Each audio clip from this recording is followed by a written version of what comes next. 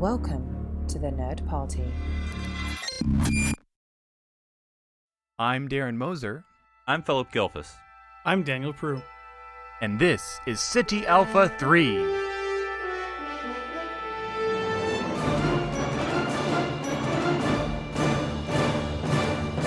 Welcome to City Alpha 3, one of the Nerd Party's Star Trek podcast. I'm Philip Gilfus, your co-host of the week, joined by Darren Moser and Daniel Prue. Gentlemen, how are you doing? Doing good. Had a good Father's Day. Thank you all for wishing me well last week. What'd you get? Was it something homemade? Were there noodles involved? No, Macaroni, I got perhaps? some cards. Those are always nice, the handmade kind. And just, we didn't do much that day, just having a day of relaxing. So that's always appreciated. And Daniel, what did your cat give you? Actually, I did get a little gift from my dog, which was just a t-shirt from my girlfriend. But it was very sweet. So yeah. I mean, it makes sense that dogs are more thoughtful than cats. Yeah, you probably wouldn't want a surprise Father's Day card from your girlfriend. Those tend to be for other reasons. But you know what? On topic, and I think I've mentioned this before, but I'm doing a West Wing rewatch. Yay. And I watched the episode tonight with the Star Trek subplot. I guess it's Star Trek Day. It's a C or D plot where there's a a young woman that's working in the West Wing, and she wears her communicator to work, and it's a hoopla. It's a very small part of the episode, but that's funny.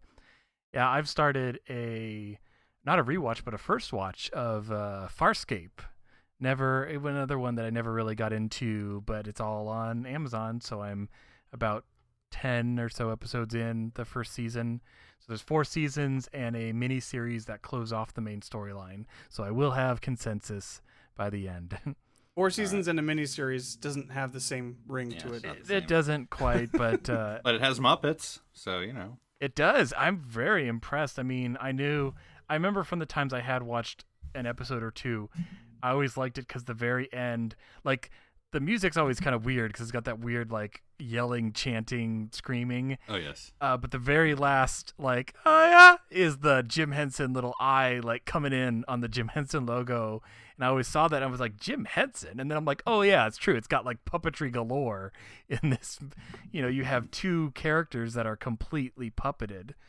And, although there was one shot in an early episode where Rigel the 16th, who is the little floating puppet, had to walk from like his little chair into something for about 2 feet.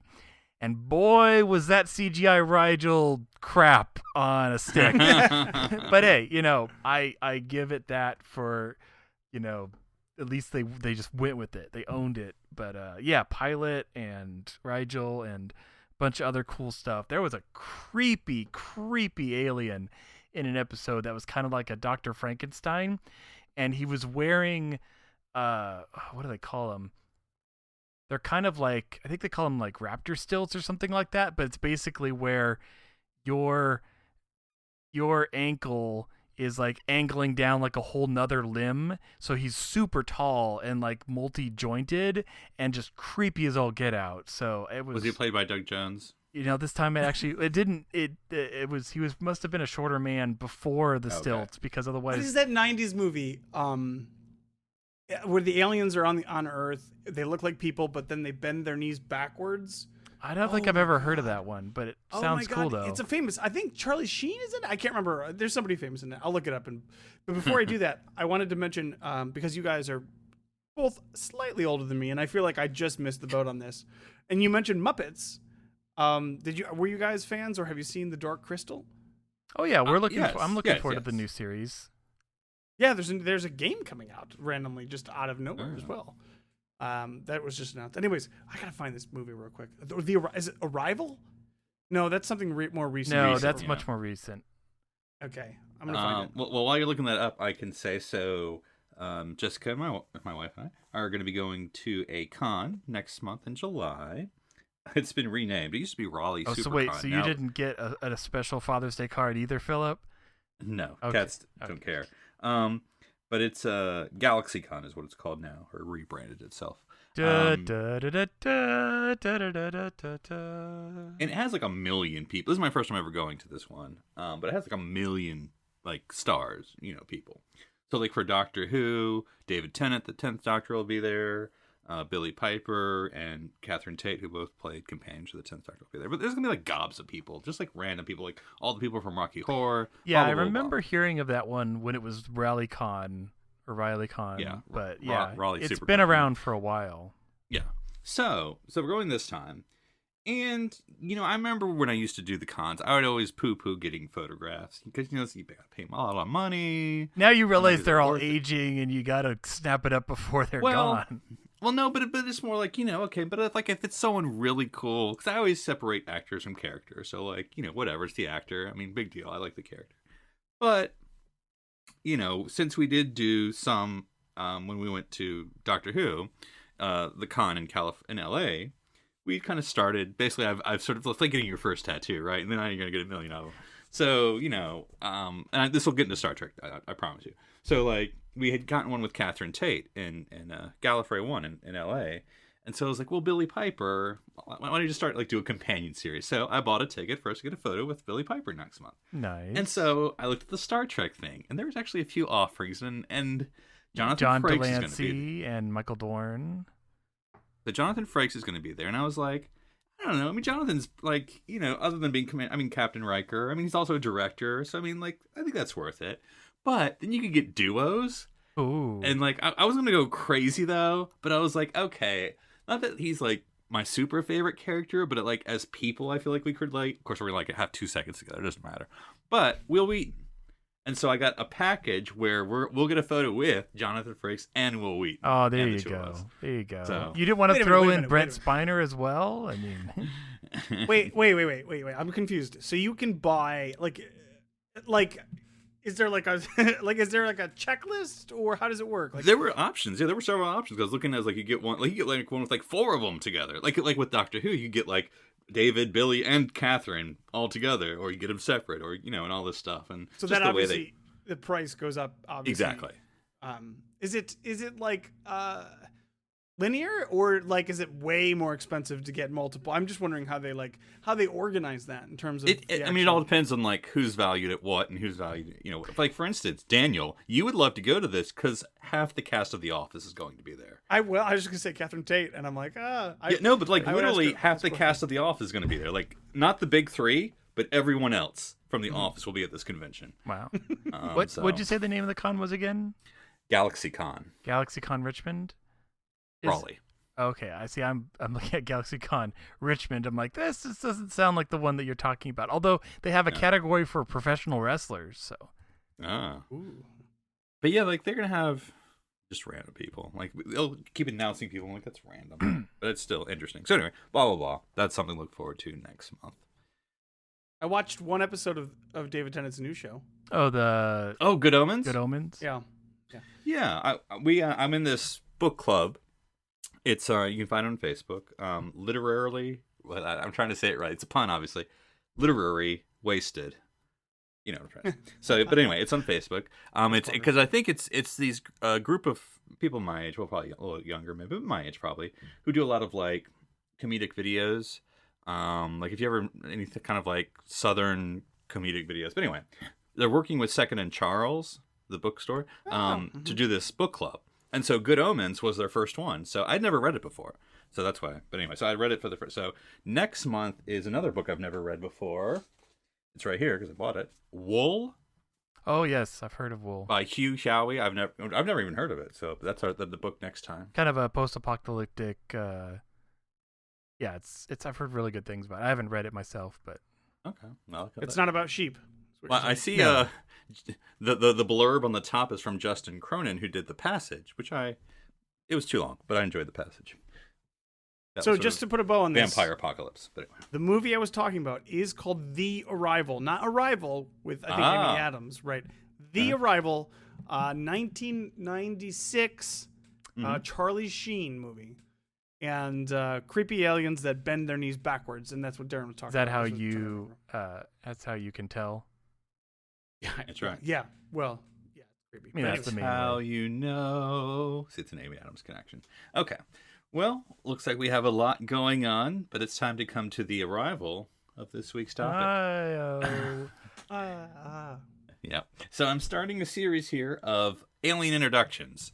The first time we meet our favorite, or maybe not favorite, aliens, and, what the first appearance is like compared to what we know from the many appearances we've seen since then.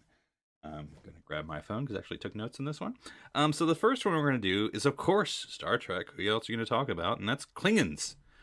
And they were first introduced in Errand of Mercy, Star Trek, the original series.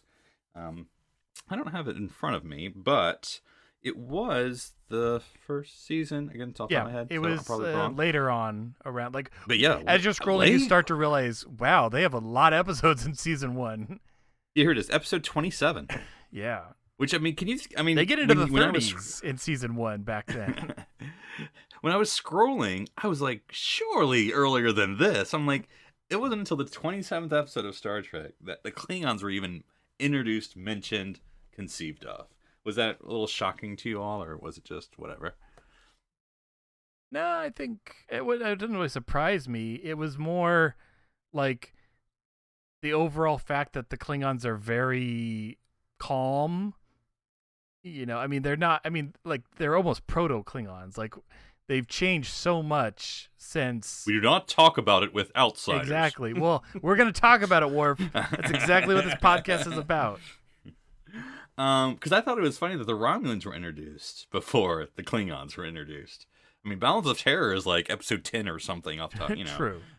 Yeah, and so... Well, granted, Balance of Terror versus, Errand of Mercy, I think Balance of Terror has a win. Yeah, I was about to say, I don't know where you were going with that. But of course, I think I had heard this before, but I was just looking at Memory Alpha. The thought was Romulan makeup was harder, Klingon makeup was easier, so that's why you see more Klingons than you see Romulans.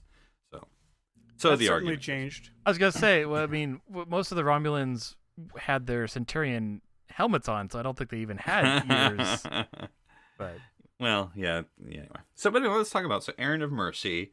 Let's just do overall thoughts about introductions, because it's probably been a while since everyone's seen this, I would think. Daniel, what did you think of these Klingons generally that we saw? It's weird to watch this now, knowing what we know. I feel like there's too much baggage to give this like sort of an objective viewing. It's always like, okay, this is weird. It's just strange. Like, Kor is way too calm and cool and collected, and he's like an intellectual rival to Kirk, where that's not generally where they go with Klingons. we're going to post this notice, and you're going to listen to the notice of that we posted, or else.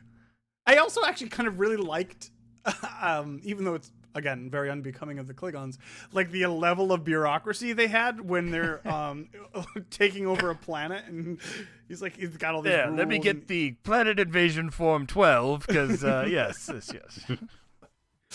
But it was just, these are conniving, manipulative adversaries. There are, elements, traditional Klingon elements, as we would consider them, that are thrown in there every now and again, like when he talks about their strength and for glory and all of this, but they're very minor. This race easily could have become something entirely different and something entirely else, but it's really interesting to kind of go back and see what their idea was at the beginning. Right. So, Darren, what about you? Kor is pretty much our Klingon that we basically see the most of. How'd you think he introduced Klingonese to the quadrant? Yeah, I think it's almost a shame that it's in this episode, because I feel the mystery of the Organians kind of almost overshadows it, because you're just kind of looking at these people, and I was trying to watch it because I know the ending, and I was trying to watch it without that knowledge, and just as Kirk is looking at him going, I hate you guys. Why would you you're doing nothing. You're just sitting there. And then you're giving me nothing to work with. And then it only starts to get kind of interesting towards the very end where they all start to talk amongst themselves and they're like, we have no choice and we have to intervene, and you're like, oh dang, they're playing everybody. And then, you know, you get the well-known ending of Kirk arguing for war until he realizes, oh wait, never mind, I don't want that, you know. But no, I think again, like Daniel said, like, because we know what's gonna come and how it's gonna evolve, like I would almost say a better example of Klingons are Trouble with Tribbles.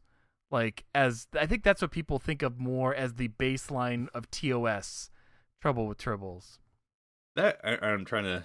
I mean, how many episodes are the Klingons in? I honestly don't know in TOS. Well, it's a few, but I'm thinking like the big three. I mean, there's more than three, but the big three would be Errand of Mercy, Trouble with Tribbles, and Day of the Dove.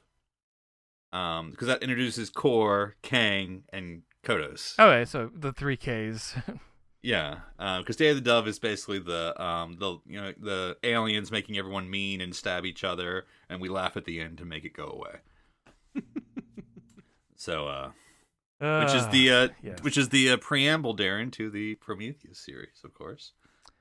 You could say that, but yes, you know, I will say to what Darren was kind of talking about there, the Organians are a much more interesting. They are way more interesting than the Klingons. And it was fun to go back because I'm like, you know, and occasionally they throw references to this event in future Star Trek, but I'd love to like see what the Organians are up to. Like, why did they just stopping war? Well, I'd love to see, you know, in DS9, and Sisko's all like, war with the Founders? Nope, Organians come to our aid, and just make, you know, just stop, like, you know, and then they basically like. And then but we never talk about him ever again. I mean, yeah, like you said, we might reference it, but like, it's also the fact that so the ships are now not immobilized next week, same bat time, same bat channel. Like, what happens? Like, you know, it's a lot of that. It's classic TOS where it's a lot of talk and not shown because of budget. Like, our whole fleet across the entire galaxy. It's like, well, then we won't show you. I watched the remastered version. I saw a little bit of a fleet. Okay, well, yeah, you saw a little bit, but like, you know, that's just what they do. I am also appearing on the human world and the Klingon world right now. I'm like, take really? my word for it. There were a few like nice little hints early on about how powerful the Organians were. Like when they're all just sitting in that table, and Organian number 2 is just like giving status updates, and they're like, how does he know that? And they're like, maybe he has a hidden earpiece, Kirk. You sound like you. Just the thing he does. You sound like a primitive moron. So like I thought. So well, and I know this is unfair, but this is what we've been forced to doing. So did you all think about this as being, you know, whatever, 5 years after Discovery? You know, that is what we've seen, and as far as I didn't even think about Discovery at all, and the entire time I watched this, it honestly never crossed my mind. Because I was thinking of the political situation, because you know the factions and whatnot. With we're negotiating with the Klingons, and then we're at war now. So are we though? Because I mean, it's kind of like one of those. On paper, we're at war for like a day, and then like we all kind of move past it. And then things get too hot to handle, too cold to hold. Honestly, it's hard because I watched Star Trek 4 over the weekend, and Ambassador John Shuck. Is it Kempek? No, I'm trying to remember. But that Klingon ambassador, man, he holds the floor when he is like tearing into Kirk. Starfleet regulations, that's outrageous. Like, that scene is so good.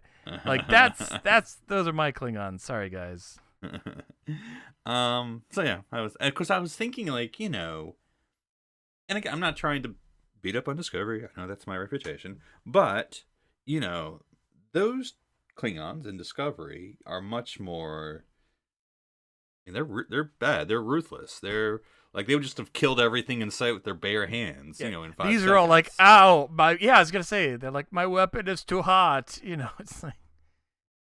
Yeah, it's, well, you know, it's almost like that they didn't take into account at all. I mean, even the Klingons from Enterprise, Right. We're more don't Klingon-ish. don't fit this. Yeah. So Yeah. this is really this at this point just because of the nature. It's of like how all Trouble of and these shows were Tribbles produced. references this time, and all of their times are just like next gen on. Yeah. There's no like sense of real continuity with the Klingons at this point. Yeah, because and again, I'm just as a contrast is what all I'm saying. Because with Discovery, I feel like they've almost gone the other direction. Because not all the Klingons in Discovery are like this, but most of them, I mean, they're just they have the ruthlessness and warriorness that we've seen, if that's a word. But they're just out to kill. They're bloodthirsty in a lot of ways. I don't know, maybe I'm just being speciesist here. But it just seemed like they're sooner to like cut you to bits and eat your face than Literally, fill out the ones in Discovery each. Yeah, I know. Than to fill out Form 12B of invasion plan. Yeah, and Kor seemed like bothered by his murders that he had to do. He was like, "Oh, I don't want to kill 200 more people. Why don't these people just give up?" Like they were more. I'm gonna have to triplicate forms for each of those. Oh, Yeah.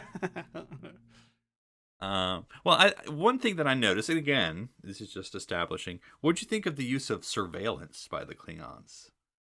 Oh, that was cool. I mean, hey, apparently the Enterprise doesn't have cameras to see what goes on. We got to get a, in-person report. But no, that was cool. It feels much more Romulan in I think so. in retrospect, but yeah, it was a cool little scene where he's like, "Klingons are always being watched, Kirk." I like that. Even now. Ha ha ha ha. You have the Klingon mind sifter, which again seems very Romulan in many ways. Though I guess what was it? The Andorians also you have that technology. I was trying to remember when they used. Yeah, it I was on, gonna say it's like maybe they just borrow all their technology. They borrow their ships from the Romulans. They borrow the mind sifter technology. They conquered them. We do not borrow. That's true. Yeah. This is just as an aside, just because it's in my notes. I did think it was funny that Kirk and Spock, even in civilian clothes, still maintain their colors. It's a Power Ranger thing. Yeah, that's exactly How right. else will you know who is who? And I like how noticed from that the as very well. beginning that the Klingon was totally not buying that Kirk was a Organian. You don't smile, that idiotic smile that everyone has. Kor is a cool villain. I will say that. Like, I really like him. He's just not what we would call Klingon. I think he's too smart. Not that all Klingons He's are the dumb, gentleman philosopher warrior. but- Yeah, he is. And like when he's like, "Man, I wish we got to really fight." I'm like, "Yeah, me too. That would have been cool. I like It's that." been glorious. Oh, yes. All right. Yeah, we sort of get the... And again, this episode, because again, first episode, and I feel like, like a pilot, you can ignore it, or you can keep it. They use Klingons. At least the Federation people say, like Sulu says Klingons. I'm like... Sulu does, but Kirk Yeah. says Klingons. Okay. So, and he says it more. I noticed that as well. That's what happens Yeah, when you film on different sets, right? isn't it kind of wasn't Data called Data because that's how Patrick Stewart pronounced it or something like that? I thought I'd remember that. Oh, I vaguely Like remember. initially on paper it was supposed to be Data, Data. but he pronounced it Data, and that just became what it was. Whoever Big says time. the name first wins. That's apparently, yeah. Or if you're Well, number one on actually, the no. If we call call it sheet. Klingons, and that's apparently not the name, and then we just change it. I don't know. They were on set different days. I'm not going to edit this thing together. Whatever. Just do whatever. Yeah. And of course, we get in the future, humans and Klingons will be friends. Best friends, they say. Which I initially think of like Martok and that era. Well, that's a problem with that whole scene. Like, when they're like, "You guys should never fight," and I'm like, "Wait a minute, don't they fight in like 2 episodes or like maybe 10 at the most?" Right, like the Like Klingons this- are everyone's memory of the Klingons in TOS is way overstated. It's if they're like the bad guys every 2 weeks. Right. But this cessation of hostilities only lasts for like a year at the most. It certainly doesn't. I mean, it ends. One of pretty- your pretty Earth quickly. years, maybe, but yeah. Well, I also feel, I don't know if this is always true, but I also feel like anytime we see Klingon, chicanery, it's always like, oh, they weren't official representatives of the government. They were acting on their own. It's not like you said, like full bore war. Yeah, I guess that's probably true. Like Chang, right? That was not sanctioned or anything like that. Or Claw. But when, oh no, I guess this is the uneasy truce that lasts The Cold War. until Deep Space Nine at some point, right? Yeah, I guess. Because, yeah. Well, yeah. Because, I mean, the movies really still don't really show war, So, yeah. I wonder then in Into Darkness, I wonder how the Organians felt about what happened there. Maybe they don't exist. They only exist in this universe. Because that would have already happened at that point. Oh, maybe not. I don't know. Yeah, Anyways. it's dicey.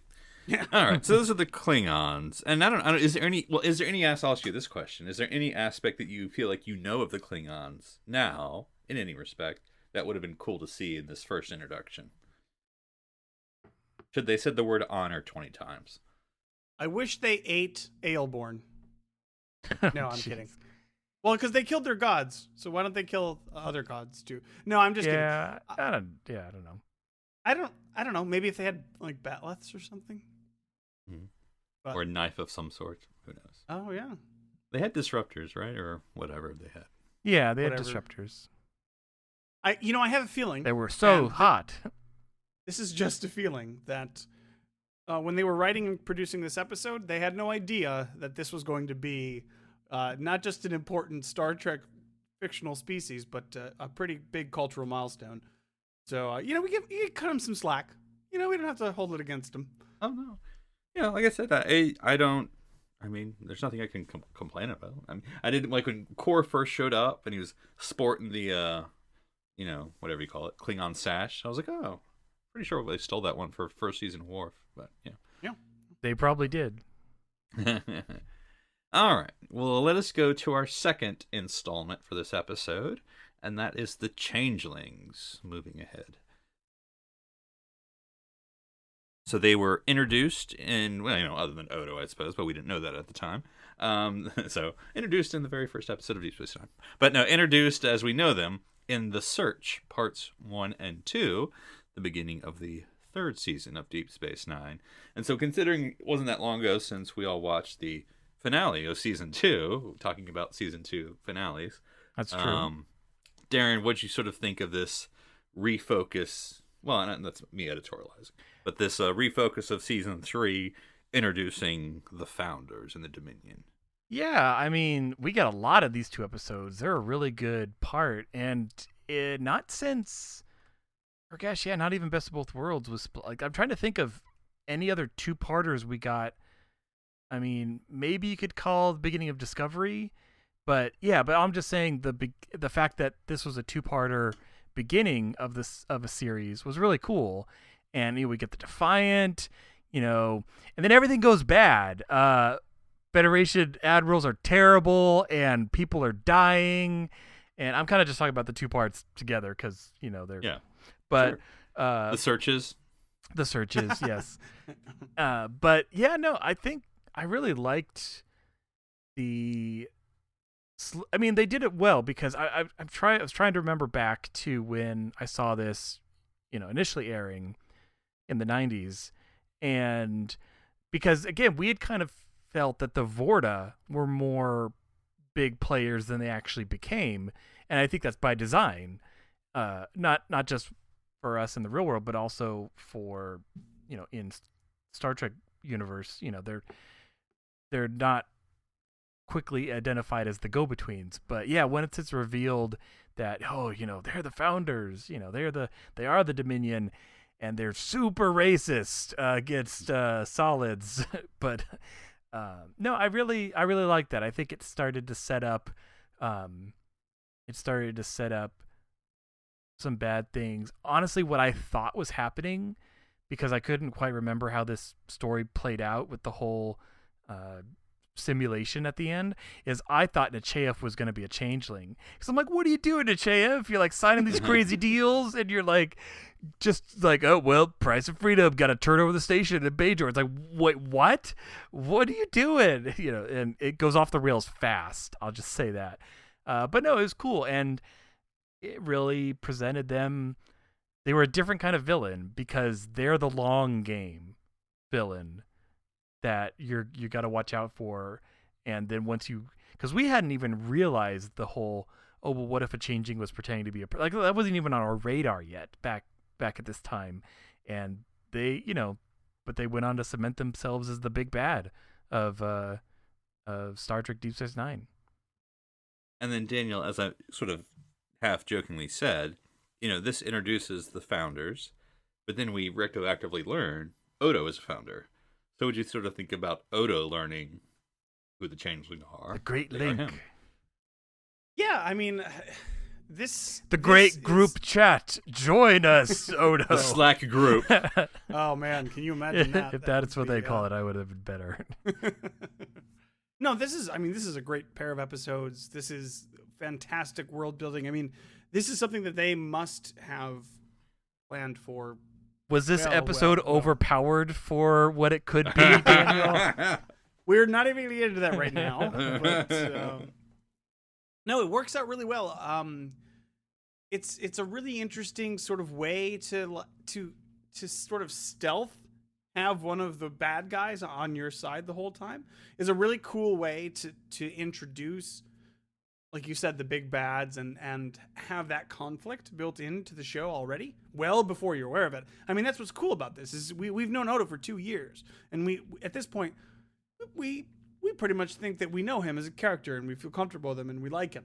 And then this do our Fourth Amendment rights feel comfortable with him, Daniel?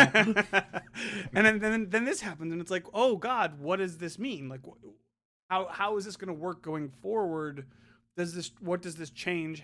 What sort of relationship differences are we going to see? Anyway, it's a really cool way, I think.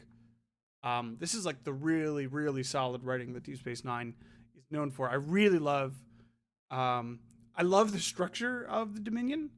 Like you were mentioning, Darren, with the Vorta, and we get a lot of that early on in this episode here, and it's like, nah, the Vorta were always just go-betweens, and then eventually they just became an excuse to have Jeffrey Combs, or Iggy Pop, or Iggy Pop, or whoever they wanted to stick in there. Really.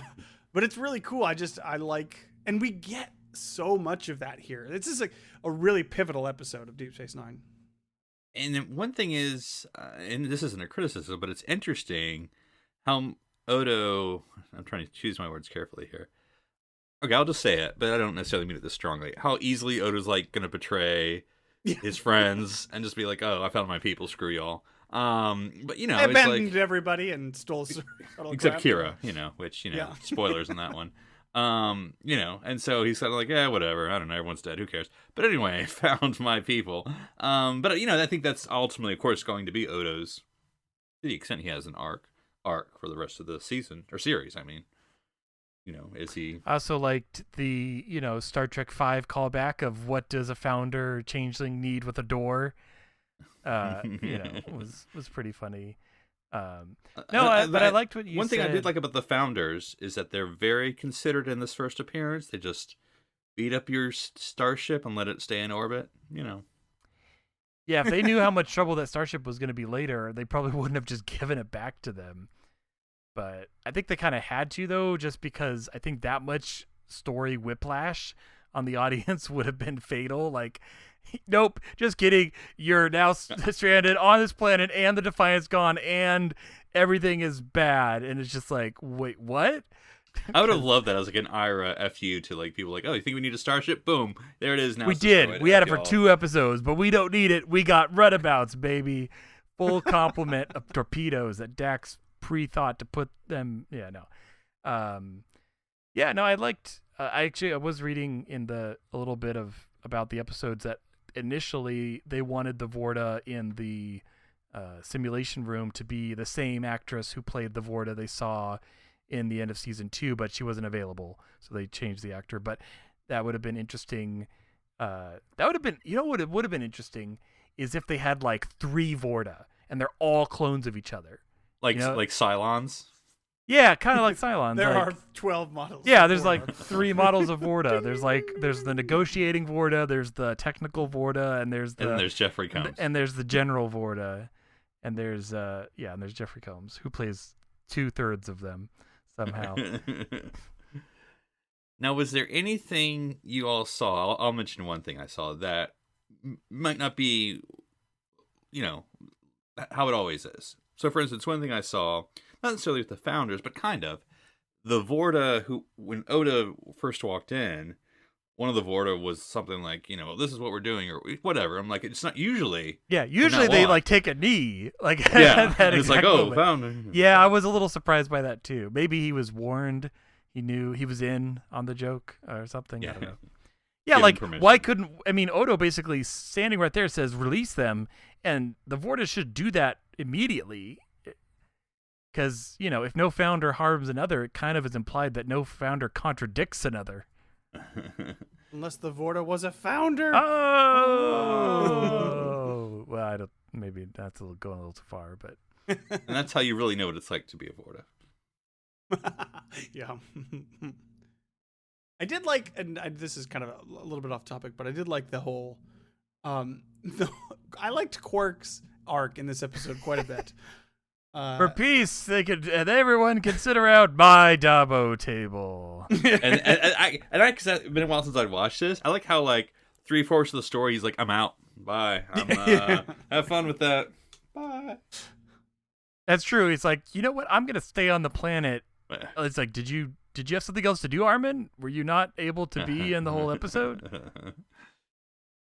I guess he wouldn't have made a good simulation of whatever. But yeah, it was. I mean, I guess she has a name, but female changeling. I suppose That's is what we literally usually all call her. she's listed as is the female changeling. And I mean, we'll see her till the end, obviously. So I mean, she's has the staying power of 4 seasons here. Though I am wondering, what do y'all think the explanation is, other than identification purposes, and maybe that's it, of why they all look like Odo? In other words, Odo doesn't know how to do shapes. Like, that's why he looks how he looks like. Presumably, these changelings know what they're doing. So you're saying that Odo didn't have Sesame Street growing up because his shape game is real bad. Yeah. I think it's their default humanoid position. Like, I think it's just the easiest sort of. This is what you look like, people. I think it's just like the easiest. It's basically a placeholder. It's it's a shape. It's a basic shape that they can grow from, that they can easily transition in and out of. And so then I think you can go to the side during the tutorial and choose your own hair color, eyebrow. Exactly. What the character select screen is what you're talking about? Yeah, it's just a generic humanoid, and that's just how they choose to be when they actually interact with humanoids. I think that's what it is. Because they don't care. It'd be interesting because I don't think we ever see a changeling divide. Like all of a sudden they become like 2 smaller people, so they can punch you twice. Because they multiple can't. man. Because they can't they have to adjust their mass. Like they can't do that. I was going to say the mass. We don't want to get into it. It's like Ant-Man. The less questions you ask, the better. Because we do see them. Well, we see them couple quite a bit, and that doesn't seem to change their overall mass. They seem to just sort of. They're like, your bit is your bits, and my bits are my bits. Presumably. Yeah. So I don't know. Their goo form is pretty elastic, I guess. Now, and I mean, not to get too deep here, but what's your take on the Great Link? In other words, what's Odo then? So if he's a part of the Great Link, or would they not know everything about Deep Space Nine that he knows? At that point, yes. I mean, I get. Well, didn't she say it was like a partial link to kind of ease him into it? Yes, she did. She did say that first toke is always free. Don't let your fire don't let your firewall down yet, Odo. Well, that comes back and bites him in later seasons, if I remember. Like they learned something, and I can't remember. Well, then it reverse bites him with the changeling disease. The Great Link is a really interesting sort of short form sci-fi concept that we get like as the basis for a lot of Star Trek episodes. Like, for example, the one that pops off in my head is something like the Voyager episode where the planet is going super fast. Blink of an eye. Or Blink of an eye. Yeah, something like that's that. a great, interesting concept That you're really only going to use for one episode. that you usually only use Star Trek usually only uses for one episode. I think the Great Link is that type of concept, but Deep Space Nine takes it and stretches it out and uses it for the whole time. So it's like I imagine like Picard coming across the Great Link and having some adventure and learning about them and then just going on their way. And just like that's an interesting Wasn't concept. it the evil Great Link that killed Tasha? It could, I Oh, guess. jeez. No, it was all the hatred from those colonists or whatever it was. Yes. But so yeah, so this is like a concept which they really sort of spread out throughout the whole show, and I think it works really well for the founders, at least for we learn about their backstory, and then of course where they end up. No, that's true. It would have been, I mean, this is retroactive. It would have been interesting to have some sort of, I'm not saying a flashback literally, because we've done that in Deep Space Nine, of early founders. Like, in other words, when were they sort of more low status and got so abused that this led to their, Destroy all solids. yeah, exactly. Because, it could just be one of those, and I'm not saying what they do is correct, but you can see that they have a legitimate grievance with the world, whatever. Or So would we what see if it go what if we'd seen some sort of like flashback with the Great Link? Like that's how they give their history, and so they show what happened to them. Maybe That could have been a really cool one-off episode where they don't have any like principal characters, and it's just you could even do it through the eyes. it's just of the Odo female kind of VRing through the founder's past. Yeah, through the female changeling, and then just invent some species that don't exist anymore, and they go through this paranoia. Basically, the episode where they go back to Earth, where they declare martial law. Yeah, the two-parter. Yeah, basically that episode, but with more disastrous consequences. Paradise Lost. What would have been interesting? Okay, so they do this episode where Odo's getting all this download basically of their history, and there's just enough doubt where you're not quite sure if like is this like revisionist history? Like are they just spinning it? And so at the end you have Sisko and Odo talking, and they're like and Sisko's like, but is it true? And Odo basically says like whether it's true or not, it's what they believe. Oh, you know who would be greater than Sisko for that kind of discussion? Yeah, I just said somebody, but who do you think would be better? Oh, Garrick. Even the lies. Oh, Garrick. Yeah, so Garrick's those all like, you must pay attention to the most. I wonder. He says something about like the winner's always writing the history or something like that. Yeah. And then we have as an audience a doubt, but it's a good point. It's like, yeah, it could be false in the fact that they weren't abused. They're just evil. But The episode name. but like False Odo Shapes. says, it doesn't matter. At the end of the day, this is what they believe, and it's what's guiding their decisions, and we have to react to that.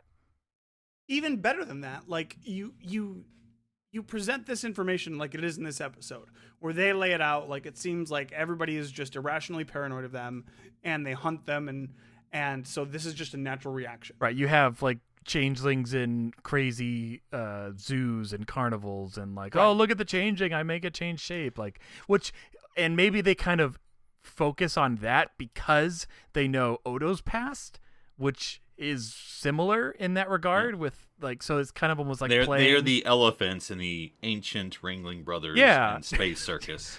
But what, okay, we but what can't I'm use thinking- that whole thing as an episode title, but yeah. But what I'm thinking is like you present that case right now, and then in a season or two, Odo does another link, and that's when we get the flashback. That's when we learn it's more complicated. Right. That He didn't get the whole. It's like shock. He didn't get the whole picture because. Yeah, there's aggressions on both sides. Right. You know, it's history is muddled. It's that whole sort of. Oh, you know, it would be cool to see. Oh man, so we see them founding that planet, the Changeling planet, but basically it used to be a normal planet, and they basically just obliterate all life on it and just cover it. Changeling formed it. Yeah, well, but I'm just like terraforming. Yeah, but basically, you know, it wasn't just like a dead rock that they inhabited. It's like, no, they killed everybody on this entire planet and made it their homeworld. Like, I was thinking how that planet actually works, because I assume it's sort of like Changelingville, 3/4 of it, the Great Lake. But then there's this little oasis. I'm like, how does the grass grow there? You know, how does the ferns well, it's grow? all and Where the why rocks come from? why do you have to open a door? Which is that door made of changelings? So when like Odo's using his hand to like, it's changelings. so when Odo's like picking the lock, is that like a belly button of another changeling that he doesn't realize? Like, you just see the door wink. Iro, these are what we need to know. Forget season if only 8. We need to we know. had some sort of Star Trek writing podcast on this network that could tackle this concept. Yeah, no, we want Gauntlet to thrown know down. more about the history of the changelings in revisionist form. So I would think it would be, like you said, it would be an episode where, as a writer, you would want the audience to feel sorry or empathy with the founders, who are this terrible group, right? We know they've done all these horrible things. But try to be a little bit moment, yeah. Like, it kind of reminds me, there's a million examples. It kind of reminds you of, like, the Russians. Like, Russians get invaded. Every century get invaded. And so they conquer Poland and create this buffer, and then they get, East Germany, and they're like, you stay the crap out of our country. And so instead of becoming like, oh, the other poor guys who get invaded, they then become sort of these, people who are conquering, whatever. So, yeah, I mean, I like flipping that around, You get beaten up so much, then the bullied becomes the bully. Yeah. No, I think that would be, I mean, and you could, well, I don't know how you would run it. Like I was almost too bad they had to, I mean, they did the great episode with Odo's flashback on Terok Nor, where he... Right. But that's not going far enough back, yeah. Well, no, I'm just saying the concept of where he great linked with his friends, and so his friends saw that. So in other words, it'd be a sort of thing where you still got the actors, but they would be playing the parts of whatever. True. But I mean, we've done that, so I don't know another way to do that. But no, I like that idea though. That would be a really interesting episode to show more of the history. Because I mean, not that I ever felt like I really needed to know more about the founders. Like they were just the bad, but right. But the way we were describing it, that'd be really interesting. And again, every episode you would still sow that little bit of doubt where you can't trust what they're saying. Like you never can fully tamp it down. Because I mean, the concept that they then genetically engineered these two species, and I guess the Vorta already existed, but they sort of genetically engineered that existing species, and then I assume genetically out of whole cloth the Jem'Hadar. Because that would even be maybe in the flashback you would meet like the Proto-Vorta or something. I don't know. But anyway, so that they just basically built this empire just so they can control this quadrant so they don't get. They make it like a buddy cop story, and it's like the first founder and the first Vorta are like friends, and the founder's all like, "You'll live forever," and he like takes their DNA and then breeds them forever. I don't know. It was a little much, but. But yeah, I think it's a lot of ways to go, and a good introduction for someone who lasted several seasons, of course, of the whole storyline of Deep Space Nine. So, Daniel, any final thoughts on Klingons or Changelings? I would say one did better than the other, but only because of the way television was produced. I don't really blame Errand of Mercy for not having the foresight to do what they did. They did some interesting things, and we got Klingons out of it, so that's cool. And then of course, Klingons. There be Klingons here, and then of course with the search, they obviously Deep Space Nine was rolling with this long form storytelling, and this is a massively important episode in the development of that, and I think they did really well. So yeah, it went well for me. And Darren, what'd you think of these two species introductions?